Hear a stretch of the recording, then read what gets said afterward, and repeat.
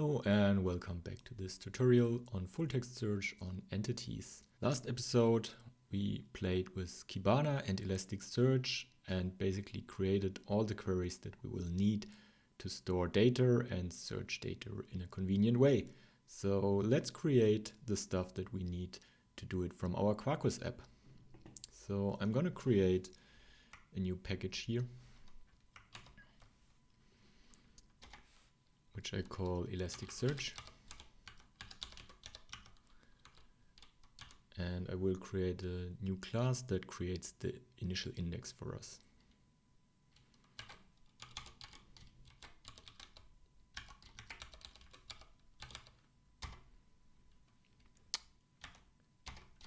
Again, I want this class to be managed by Quarkus.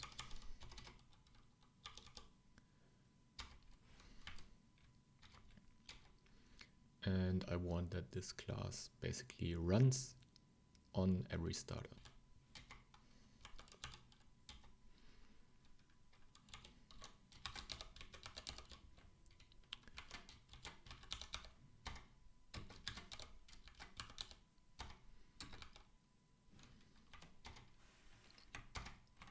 So what we basically want to do is write a method that posts this request to ElasticSearch. And there are different ways how we can do it, but I want to use the official ElasticSearch client. And there are two different ways how you can do it. So I go to Quarkus.io and check out their guides. Search for Elastic. And here you find the official guide on Elastic clients.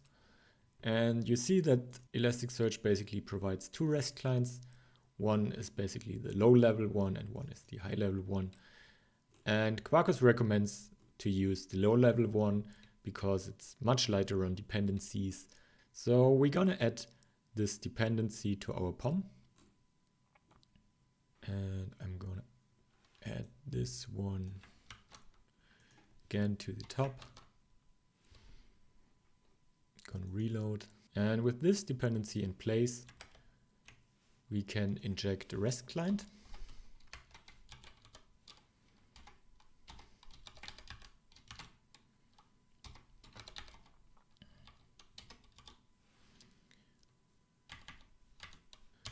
Can just create a request object that takes two parameters. One is the method we want to use, and in this case it's a put.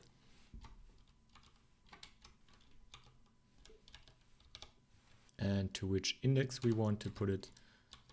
I'm just going to hard code it here. So of course you might want to make this a variable.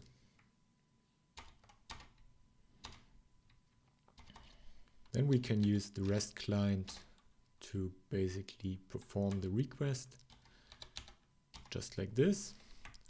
So add the exception to the signature. And what we basically now are missing is the part to create the actual content of our request. And therefore I want to use the Java text block feature, which was introduced in Java 14. And to do so, I'm going to change the POM to use actually the Java version I've installed, which is JDK 15, and reload it. And let's see if IntelliJ is already happy with that.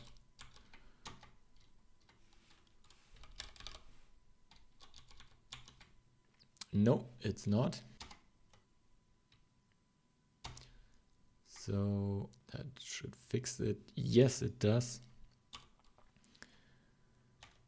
And now we have basically a nice way to store a multi-line string in Java. So now we can use multi-line strings in Java, which is a really nice feature for our use case.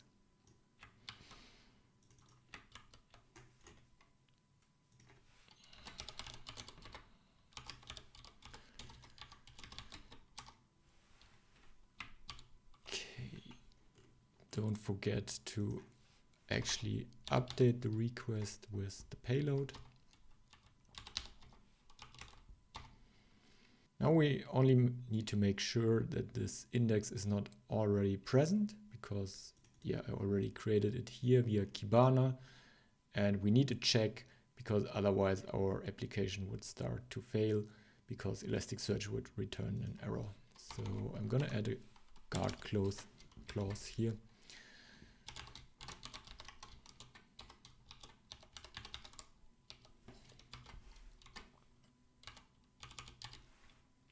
Again, you would probably want to use a variable here.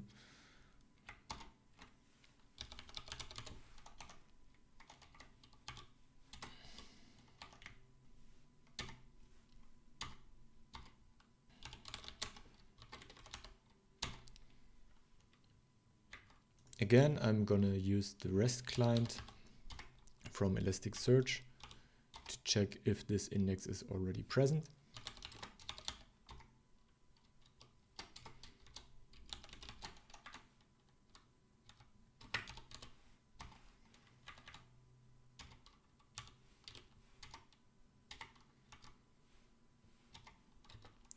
And if it returns a 200 code, I know it's already there. So this should do it. Let's try it out.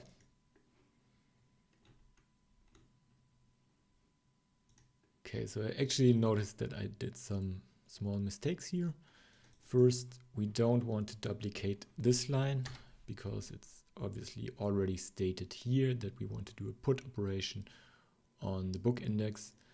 And I think it's not really necessary to add a dash, but just to keep it consistent, I'm going to add it here. And I could not reach my Elasticsearch because I did not define the ports in the Docker Compose file. So I'm going to change that as well. Just like that, this maps the default ports of Elasticsearch to my host. So let's try it again. And that looks good. We didn't get any exception. And the application started successfully. Very nice. Let's try it again. Delete it. Restart the app. Everything looks good here. And let's try if the index was recreated. Yes, it was. Okay, nice. So we have the first part where we can actually create the index. Now we just need to write the data. I'm going to create a new class for that. Call it book index client.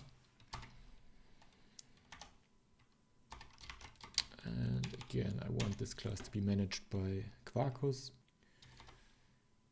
This has a public method that indexes on our book.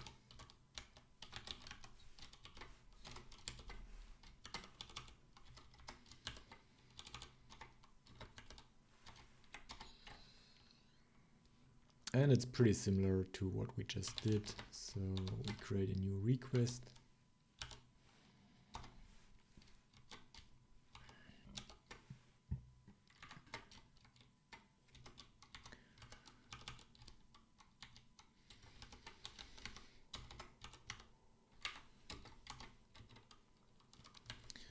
So I'm going to reuse the ID.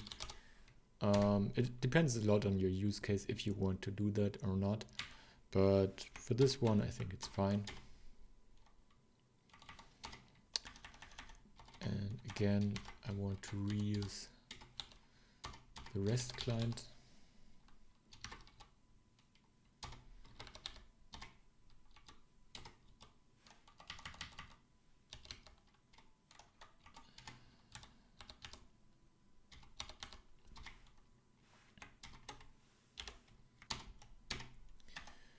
Now we only need the payload, which should look something like we have here.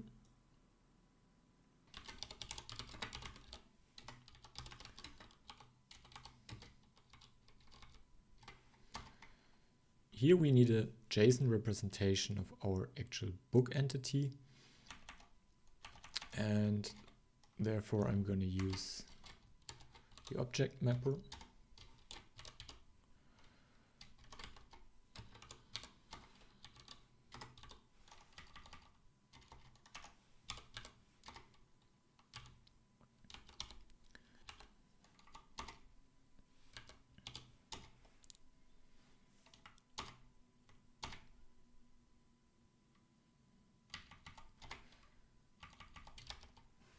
This can be referenced with %s, and then we call the format method and give it the value as string.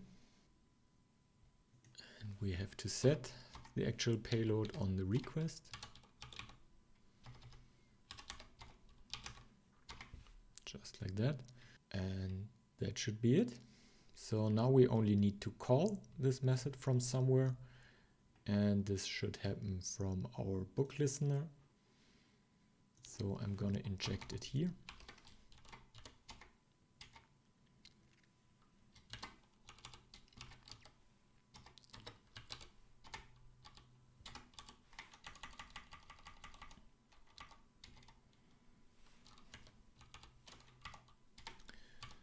And we call the index method, which expects a book, which we have here. And let's see how it goes. When I restart the app, it should already write some data into our Elasticsearch. And let's see what we get when we request the book document with ID number 1. And there we see it. It's the Dark Tower, which we can see here with the ID 1, named Dark Tower, and with ID 2 I would expect the book It. Let's try that. Beautiful. So it worked flawlessly, and the last piece that is missing is now an endpoint where the user can provide some search request. So I'm going to add a resource in the web app. I'm just going to copy the author resource and create a book resource. Call this book and search book. So I'm going to delete this part, and for simplicity I just want this one to return a string in the end. And now we need basically a request to our Elasticsearch. And what we now want to implement here is basically this search request. So again, I'm going to use the RestClient. Just going to inject here.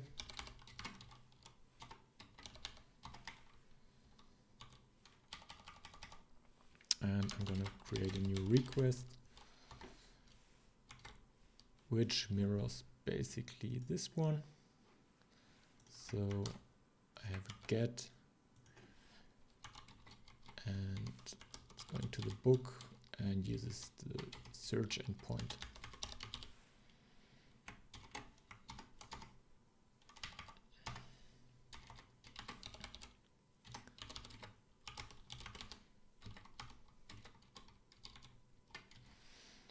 Here I'm going to reuse what we have here.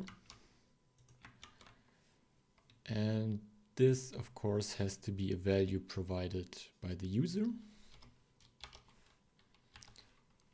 And I will use a query parameter for that.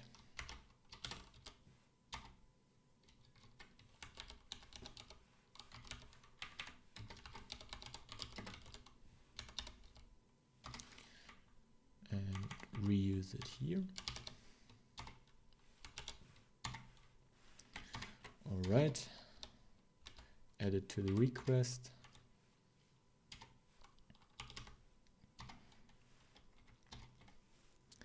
And then perform the request.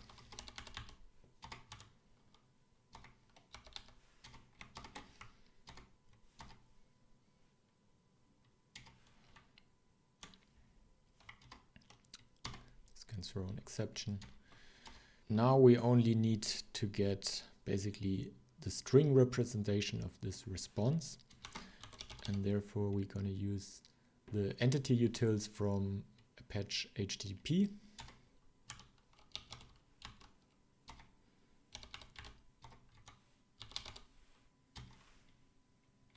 This is basically what we're going to return.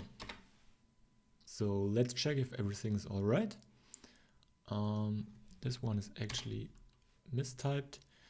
And now start the application again and see if it works. So I want to use the book endpoint here, and I can also provide, or must provide actually, the query parameter.